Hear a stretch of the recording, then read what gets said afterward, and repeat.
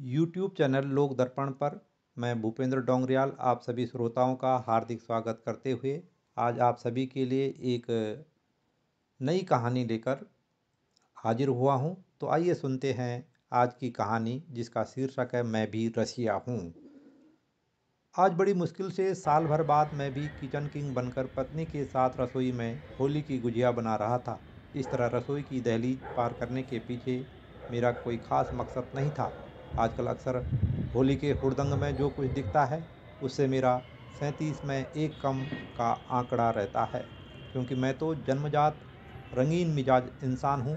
ऐसे में होली के अद्भुत त्यौहार में न तो मुझे रंग में सनकर बदरंग होना भाता है, और नशा मुक्त जीवन का आदि होने के कारण न मुझे शराब पीने का कोई मौका ही चाहिए।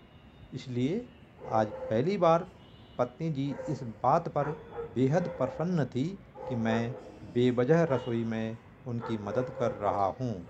लेकिन तभी मेरे साथ ऐसा हुआ कि मैं खुद सातवें आसमान पर उड़ने लगा।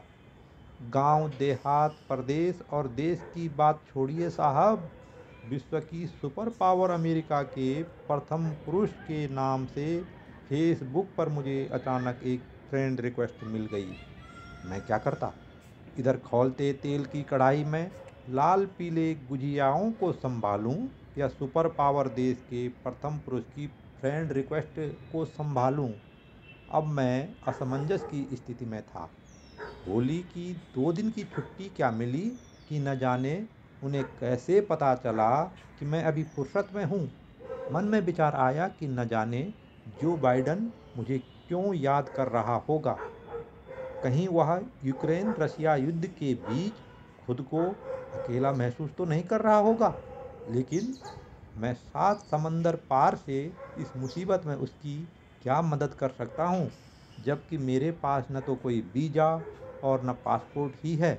फिर भी किसी ने मुझे मुश्किल घड़ी में याद किया है, तो मुझे उसे निराश भी तो नहीं करना चाहिए। यह सोचकर मैंने उनकी फ्रेंड रिक्वेस्ट स्वीकार कर ली। जैसे ही मैंने यह नेक काम किया, मेरे मैसेंजर पर एक संदेश आया। Hello my dear friend Bhupendra, how you dare to support Russia. मैंने बड़ी शालीनता से जवाब देते हुए संदेश में लिखा, आपको ज़रूर कोई गलत फहमी हुई होगी। मैं तो अभी अपनी रसोई के काम में पत्नी जी का हाथ बटा रहा हूँ। रसिया की सपोर्ट करनी ही होगी तो मैं होली के बाद देखूंगा। वैसे हम भारतीय महाभारत के परिणामों से भली भांति परिचित हैं, और किसी भी तरह के गुत्थम गुत्था के बजाय शांति में विश्वास करते हैं। दूसरी ओर से जवाब आया, हमारा कंट्री में भी आपका ऐसा ही छवि है, लेकिन जब से आपने अपने स्टेटस पर यह स्लोगन लिखा है, मैं भी रसिया हूँ, तब से हमारा बेचैनी बढ़ गया है। उसका यह संदेश पढ़कर मैं अपनी बची खुची हंसी को न रोक सका। मैंने उस भले मानस को समझाते हुए पुनः लिखा, माय डियर फ्रेंड, प्लीज़ अपनी हिंदी वोकेबुलरी को सुधारो। इस स्लोगन में प्रयुक्त रसिया शब्द का अर्थ है अ मैन विथ प्लीजर। यह बात सुनकर उन महोदय ने मुझे अपनी सूची से तुरंत अनफ्रेंड कर दिया। अपनी बचकाना हरकत से शायद वह शर्मा गया होगा। तब मैंने मन ही मन सोचा, अमेरिका इसीलिए अमेरिका है क्योंकि अपने मतलब के लिए वह किसी को भी दोस्ती का पैगाम भेज सकता है।